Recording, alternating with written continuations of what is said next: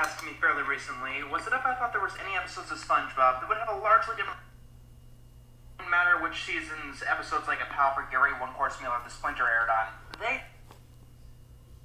And for the most part, the answer is no. I'm pretty sure it wouldn't matter which season for Gary, One Course Meal, or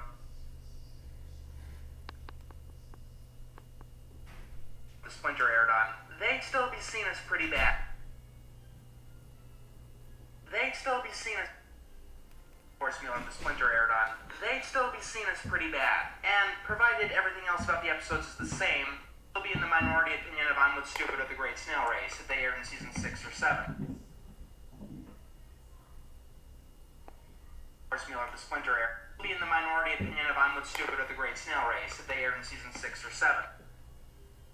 Falls into that category. And that would be, it would be very easy for itself has a very interesting attitude towards modern SpongeBob. It seems to pretend that the terrible episodes that came out before, the answer is no. I'm pretty sure it wouldn't matter which seasons episodes like A Pal for Gary, One Course Meal, or The Splinter aired on. They'd still be seen as pretty bad. And provided every terrible episodes that came out before it, as such, it tends to dip in what makes bad SpongeBob episodes horrible. SpongeBob is an idiot. Patrick is a prick. And at other times, the episode seems to ignore some of the horrible things that have happened. The kitchen with Sandy didn't exist. It's something that can be very hard to ignore, I'll admit that right now. And these quote-unquote problems probably wouldn't exist at all if this undercover. Yeah, well, I'll see if they can take time from their busy schedule to see you. Nice. Ah, yes, Patchy.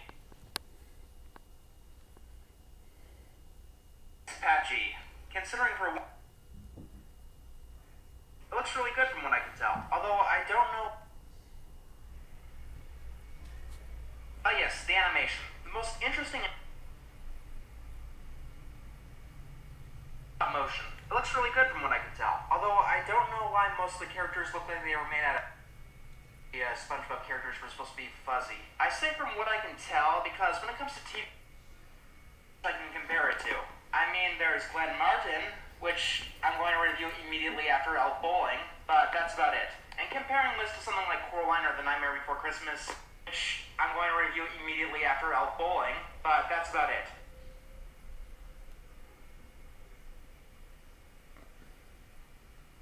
For the sake of keeping things ordered, I'll talk about SpongeBob and Patchy separately. Fair thing you need to know about Patchy in this episode. It's worlds better than his appearance in Truth or Square. That's not saying much, I know, but it's a place to start. Let me give you the 100% fair thing you need to know about Patchy in this episode. It's worlds better than his appearance in Truth. Much I know, but it's a place to start.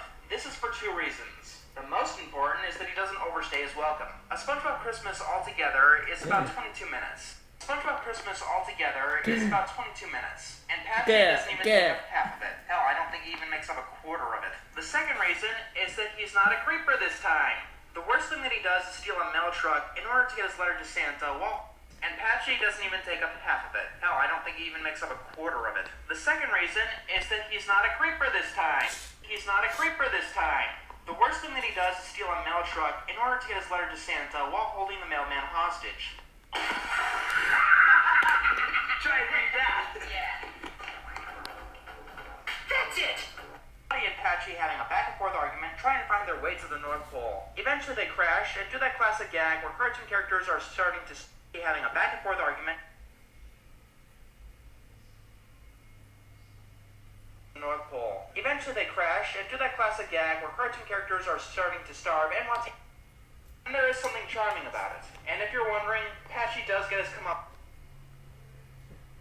Great. If you don't, they won't take up too much of your time. It's a musical number because this episode actually is a musical. The musical numbers in this episode are definitely some of the better ones in modern SpongeBob. Unlike too much of your time. I think that it was worth the effort, but I'm more interested in talking about the SpongeBob part of the episode.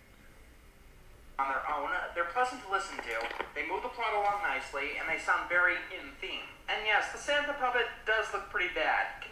Sound very in theme. And yes, the Santa puppet does look pretty bad. Considering how good the other puppets are, though, I'm pretty sure that that's intentional. It does look pretty funny. And season 8, it probably won't give anyone nightmares. Now we come to...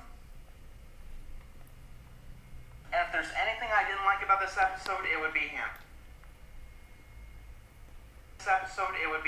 But he's not... Anything I didn't like about this episode, it would be him. But he's not in it for long. And when he does try these stunts to capture Santa, and people tend to pick apart those little bits in my review, thinking that it undermines my...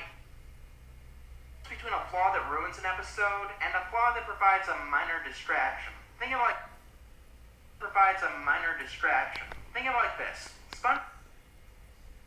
this. SpongeBob not wearing his helmet in Sandy's tree dome is like a spelling mistake. SpongeBob not wearing his helmet in Sandy's tree dome is like a spelling mistake on an otherwise really good essay. And a bad episode like Face Freeze, it's a problem, but not the problem. Minor things don't really destroy an episode for me, unless it's something like House Fancy or Peter Problems. And this episode does have a few smaller problems, but it doesn't ruin the overall product. On an otherwise really good essay. And a bad episode like Face Freeze, it's a few smaller problems, but it doesn't ruin the overall product. Despite what many people think, I don't demand perfection, but it is nice when I can get it.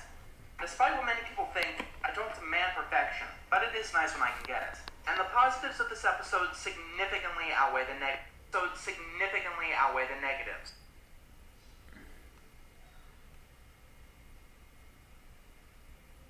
Not only sets up the plot, but it puts each of the major characters into the episode. So many SpongeBob specials ignore the secondary characters and instead resort to padding it out with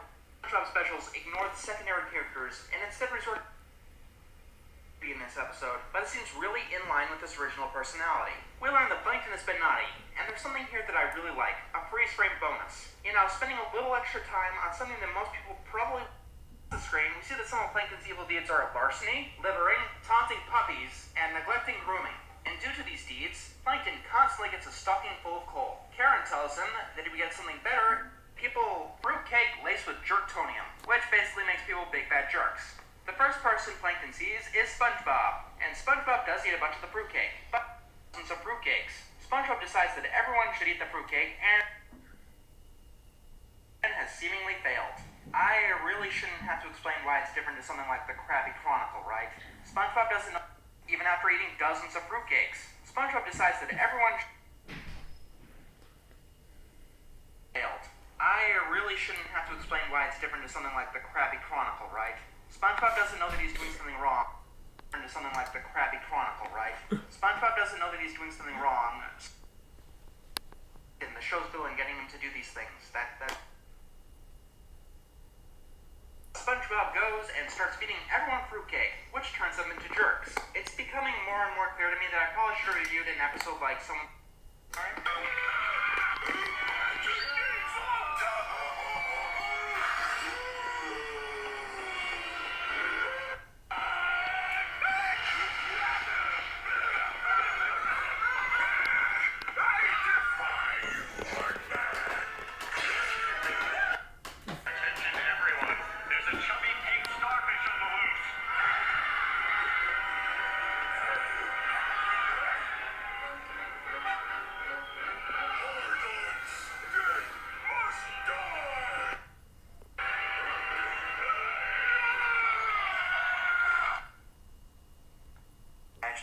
Something else planned for that particular episode. But in many episodes, the people are horrendous jerks without the influence of fruitcake. And here's what this episode comes down to, for me at least. I'm not in the way of what should happen. This is how the people fly. Not to mention that their jerkiness is actually funny for once.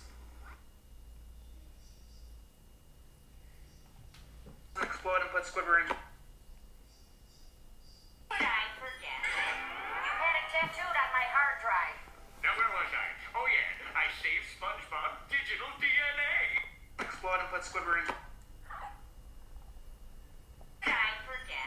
Explode and put jerktonium because of his innocent love of the holiday, which is definitely something I'm willing to buy. It's better than having him defy the plot because he's the main character. It's better than having him defy the plot because he's the main, with reasons that are relevant for me to pick on the flaws of this particular episode.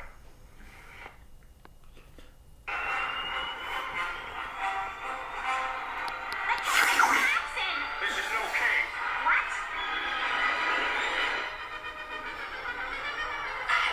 The slapstick in this episode is actually funny and not painful for once.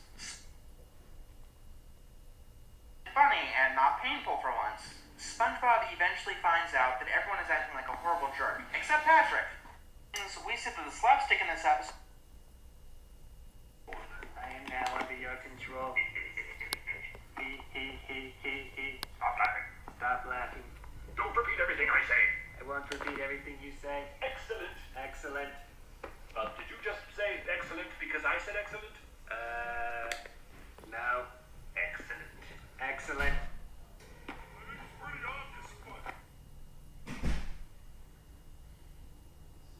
SpongeBob tries to get help. He goes to Squidward.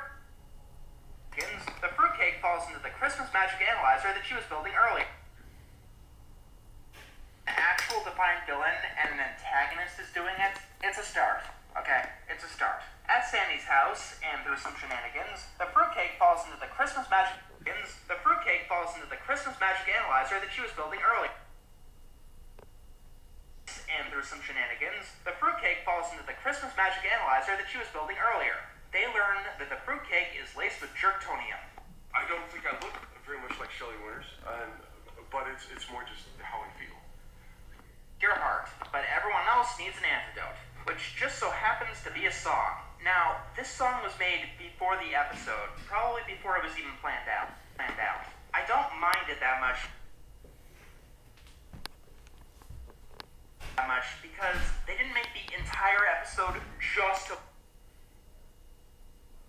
The lyrics are way more well thought out, and the singing is far more under control. It's also a clever way to show off what they can do with the stop-motion animation. This song manages to save everyone at Bikini Bottom, but unfortunately, it seems to be too. And the singing is far more under control. It's also a clever way to show off what they can do with the stop-motion animation. This song manages to save everyone at Bikini Bottom, but This song manages to save everyone at Bikini Bottom, but unfortunately, it seems to be too late. Everyone at Bikini Bottom, but unfortunately, it's.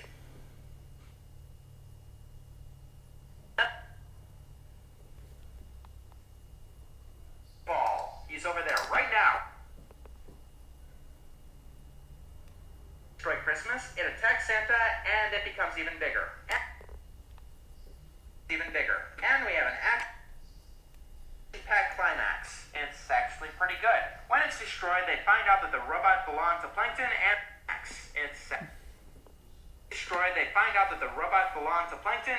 bury him in coal. And that was it. Destroys the episode, or even really harms it. The important characters are completely in character. The story is completely coherent. And she vanished from the story. And besides that, she probably should have been hibernating. Santa only came to Bikini Bottom after they knew what Christmas was.